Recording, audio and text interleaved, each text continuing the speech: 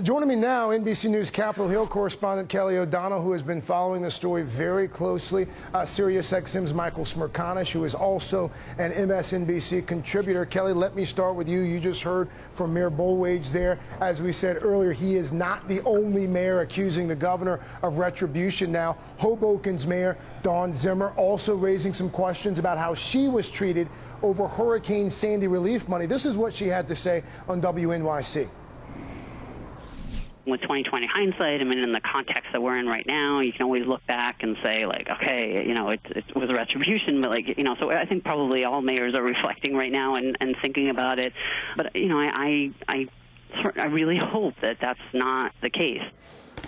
Kelly, are we going to see a broader investigation into these claims, these other claims being made by mayors now around New Jersey, which we should note at this point so far, at least we've seen no direct evidence of directly targeting these Democratic mayors?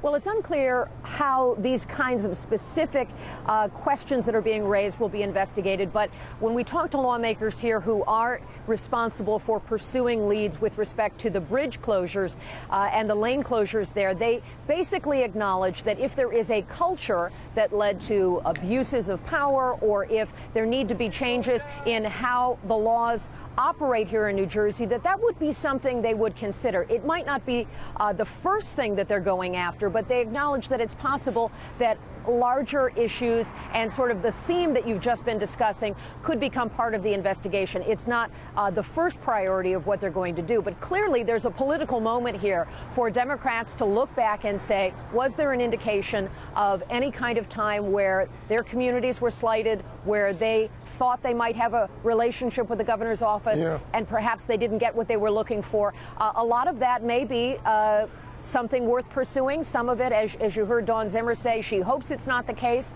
but it's the kind of question that's being asked, and merely the question is enough to suggest that politically this has weakened the governor in the sense that people are now doubting his relationships. He's the first to say that this is a tough business, politics, and not everyone's going to get what they want, and obviously they tend to work with their closest allies first, perhaps in some circumstances. It really is a complex web, and finding out what is traditional, typical, everyday politics and what might be rooted in something less appropriate, that's hard to answer right now, but it's certainly something people are talking about and they're asking the questions. Michael, Craig? Reince Priebus on Meet the Press yesterday, this was his response about what all this could mean for Christie's chances in 2016.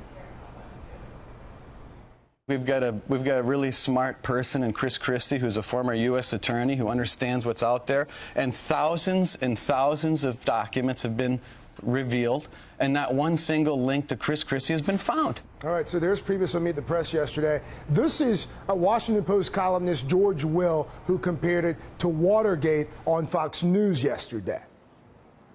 John Dean sent a memo to Mr. Higbee, who was the assistant of the chief of staff Haldeman, saying we should use the machinery, the federal machinery of government, to screw our enemies. That's what this was about up there. Michael, you've been covering politics for a long time. You're very familiar with the drip, drip, drip of scandal. With the other investigation now into those stronger than the storm ads, how bad is this starting to get for New Jersey's governor? Well, he drew such a firm line in the sand when he had that 2-hour press availability. He could not have been any more emphatic when he said, I had no knowledge of these events, whatever the word choice was that he used. So that if there's one scintilla of evidence that comes forward, one email, one contradiction from one of these aides, I think he's put himself in a position where that would be the end. And, you know, I said to you, Craig, last week, and I'll underscore again today, the Wall Street Journal has reported that a month ago, Governor Christie called Governor Cuomo and said, your representatives on that bridge commission, on that port authority, are pushing too hard for an investigation. That begins to sound a little bit like what George Will is making reference to. So that's the question I most want to know. What was the sum and substance of that phone call? What exactly was Governor Christie asking of Governor Cuomo, and why? Kelly, really quickly here before I let you go, we know that these subpoenas could start coming down today. At this point, any indication whether the governor himself gets a subpoena?